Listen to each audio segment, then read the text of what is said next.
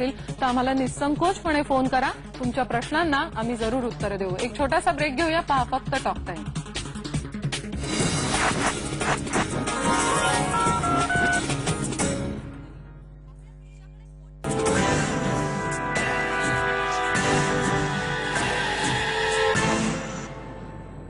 Break नंतर talk time मध्ये पुन्हा एकदा स्वागत. आपल्याला ब्रेक नंतर अनिल नाईक प्रश्न विचारताय.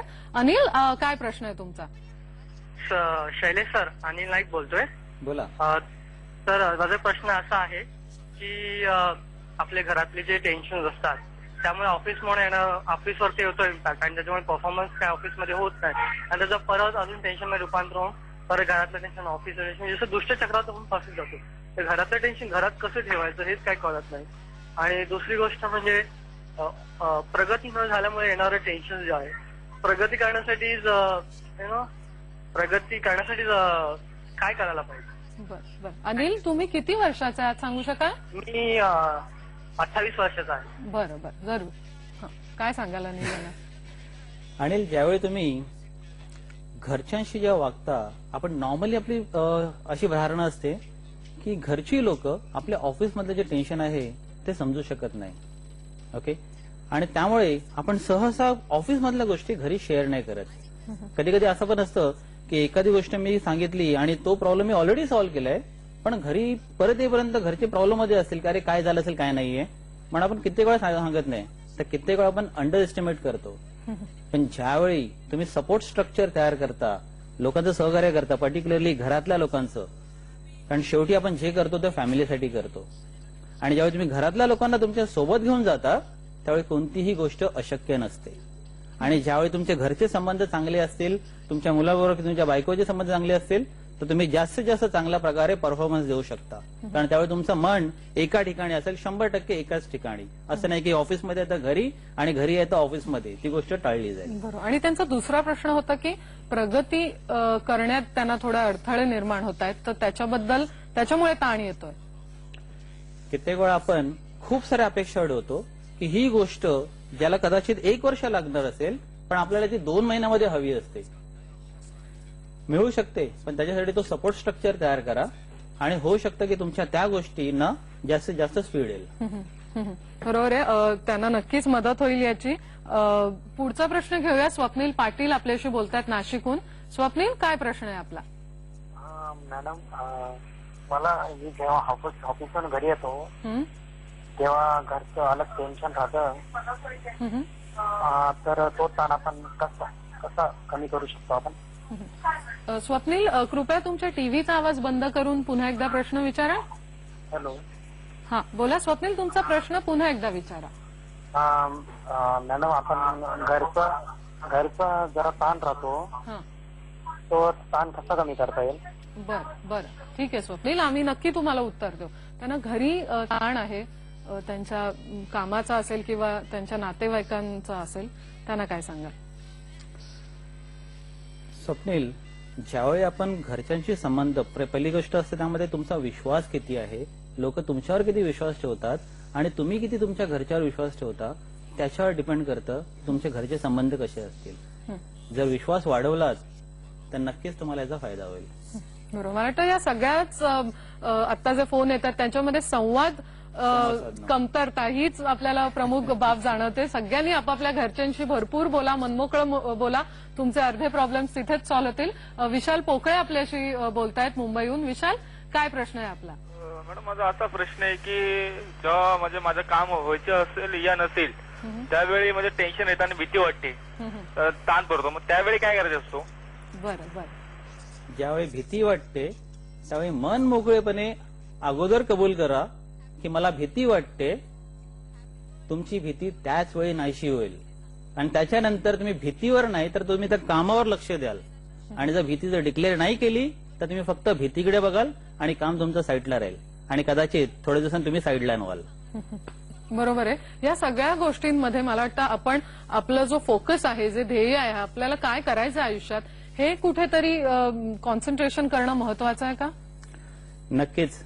कारण तुम्हाला जे हवं जर तुम्ही ठरवलं नाही तर तुम्ही ते मिळवणार कसं?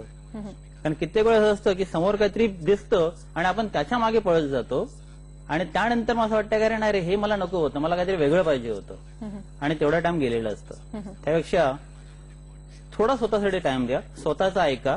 अशा वेळी पाहिजे तर टीव्ही रेडिओ वगैरे सर्व बंद करा आणि शांत वेळ बसा आणि स्वतःला ऐका आणि ठरवा तुम्हाला काय हवंय, तुम्हाला काय नक्की गोष्ट आहे जी तुम्हाला इन्स्पायर करते आणि त्या गोष्टीचा पाठपुरावा करा. बरोबर बरोबर. हा खूप मोठा विषय आहे, अनेकांचे फोन येतात आपल्याला, आपण अधिक बोलणार आहोत. पण टॉक टाइम मध्ये एका छोट्याशा ब्रेकची वेळ झाली आहे. तुम्ही अजून देखील तुमच्या मनातल्या कोणत्याही प्रश्नांचा आम्हाला फोन करू शकता. एक छोटासा ब्रेक घेऊया, पहा फक्त IBN लोकमत.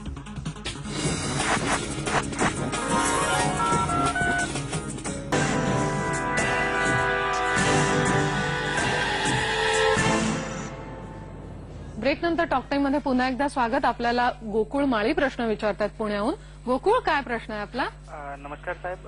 कसं असतं, आपण दिवसभर बाहेर असतो तर आपल्याला असं वाटतं आपणच कामात आहोत, आपल्या दृष्टिकोनातून आपलं टेन्शन वगैरे असतं. पण घरच्यांची अपेक्षा अशी असते की त्यांनी आपल्या दिवसभर घरी असतात, बोर होत असतं, काय असतं, त्यांच्या आपल्याकडनं अपेक्षा असतात, आपल्याला त्यांच्याकडनं अपेक्षा असतात. त्याच्यामुळे कसं होतं, मी टेन्शनमध्ये किंवा त्यांना असं वाटतं आम्ही दिवसभर टेन्शनमध्ये आणि यांनी यांचंच टेन्शन लावलं नाही, दोघांच्या याच्यामध्ये जरा मतभेद वगैरे होतात. या गोकुळ माळी यांच्याच प्रश्नाला मला एक विचारायचा आहे पुढे प्रश्न, की ह्याच्यामध्ये प्लॅनिंग जास्त महत्वाचं आहे की घरी आल्यानंतर घरचं वेळापत्रक कसं असलं पाहिजे हे देखील आपण कुठेतरी प्लॅन केलं पाहिजे? नक्कीच. प्रत्येक गोष्ट जर तुम्ही प्लॅन नाही केली तर तुम्ही जसे तुम्हाला धक्के पडतील ना त्याप्रमाणे तुमचा प्लॅन टाइम टेबल होत जाईल, की जिकडे तुम्ही फक्त ते करताय ज्याची आता गरज आहे आणि त्यानंतर लगेच दुसऱ्या मोमेंटला दुसरी गोष्ट असेल की आता ही केले पाहिजे आणि त्याच्यानंतर तुमची लाईफ कम्प्लिटली गेलेली असेल. तुमचं ऑफिस मधलं लक्ष गेलेलं असेल, तुमचं घरचं पूर्णपणे ते बोलतात ना मैं अकेला थकेला त्याप्रमाणेची तुमची लाईफ झालेली असेल. आणि त्यामुळे तसं जर नसेल व्हायचं तर तुम्हाला लक्ष दिलं पाहिजे. आणि राहिलं अपेक्षांचं, अपेक्षा न करणं ही देखील एक अपेक्षाच आहे. त्यामुळे शेवटी तुम्ही काही केलं तरी अपेक्षा न करणं होऊ शकत नाही. पण जर तुम्हाला जर कळतंय, जसं तुम्ही स्वतःच उत्तर दिलं की अपेक्षा त्यांना देखील आहे आणि मला देखील आहे, आणि जर ती गोष्ट कळते तर चांगली गोष्ट आहे. त्याच्या आणखीन जरा पुढे जा आणि समजून घ्या की त्यांच्या काय अपेक्षा आहेत तुमच्याकडून. संवाद साधू शकता, बोलू शकता की बाबा रे ठीक आहे नक्की काय हवंय आणि त्याप्रमाणे तुमचं आयुष्य तुम्ही पुढे नेऊ शकता. बरोबर. कारण तुम्हाला जर एवढ्या लाईनमध्ये तुम्ही पोहोचलाय तर थोडं आणखीन जाऊ शकता. बरोबर. खूप महत्वाचा सल्ला तुम्ही त्यांना दिला. पण आपण आसपास जसं बघतो, आपल्या घरी आहे, ऑफिसमध्ये आहे, शाळा कॉलेजेसमध्ये आपले अनेक तणावग्रस्त मित्रमैत्रिणी असतात, कलिग्स असतात. तर ह्यांना आपण कशा प्रकारे मदत करू शकतो?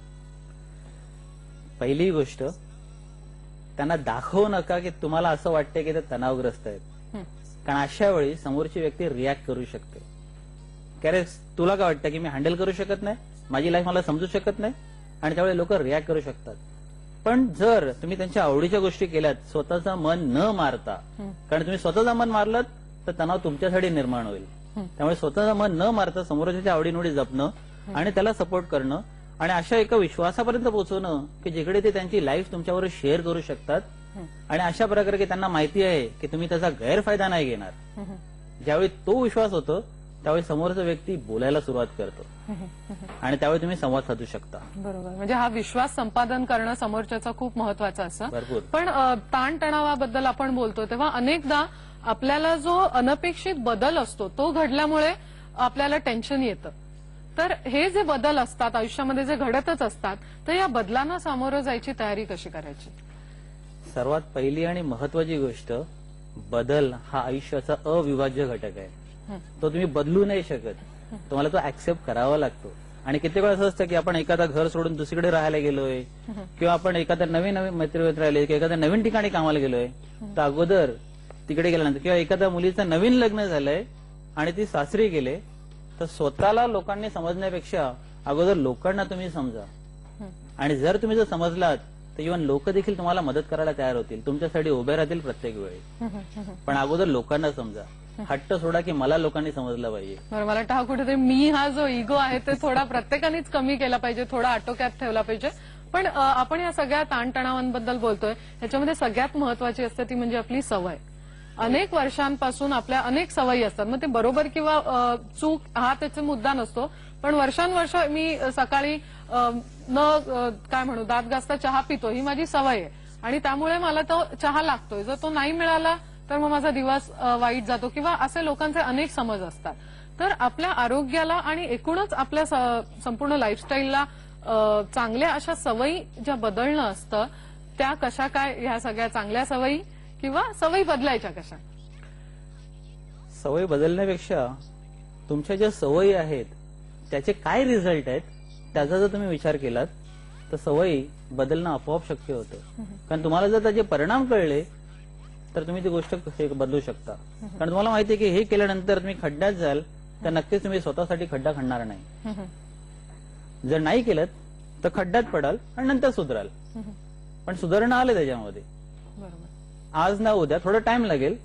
काही लोक स्वतःहून शिकतात, काही लोक ठेच खाऊन शिकतात. बरोबर, हा खूप महत्वाचा तुम्ही मुद्दा सांगितला, ठेच खाऊन शिकता. आपण पुढचा फोन घेऊया. बबन कोपकर आपल्याला प्रश्न विचारतात हिंगोलीहून. बबन, काय प्रश्न आहे आपला? हा मॅडम नमस्कार, कोपकर बोलतो हिंगोलीवरून. बोला.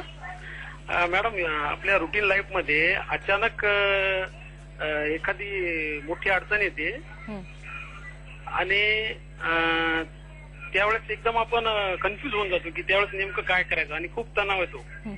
अशा वेळी काय करायला? बर, काय सांगाल बबन यांना? ज्यावेळी नवीन अडचण येते त्यावेळी ती अडचण समजून घ्या. कारण कित्येक वेळा आपला जो दृष्टिकोन असतो त्याच्याबद्दलचा तो असा असतो की अरे ही गोष्ट झाली नाही पाहिजे. प्रत्येक गोष्ट कशी माझ्या मनासारखी एकदम शांतपणे झाली पाहिजे, जसं मला वाटते त्याप्रमाणे. पण तसं शक्य नसतं. आणि ज्यावेळी ती गोष्ट होते त्यावेळी समजून घ्या की नक्की काय झालंय, तुम्हाला काय होतं आणि काय झालंय.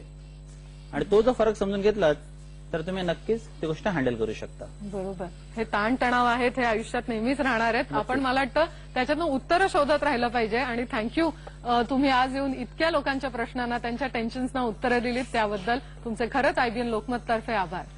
थँक्यू. आज टॉक टाइम मध्ये आपण ताणतणावावर मात या विषयावर अनेक लोकांची उत्तरं आहेत, प्रश्न आहेत ते जाणून घेतले. उद्या टॉक टाइम मध्ये आपण 10वी नंतरच्या वेगळ्या वाटा यावर बोलणार आहोत आणि आपल्याला मार्गदर्शन करणार आहेत करिअर काउन्सिलर आनंद म्हापुसकर. तुम्ही देखील 022-667-14764 या क्रमांकावर फोन करून तुमचे करिअर बद्दलचे कुठलेही प्रश्न आम्हाला विचारू शकता.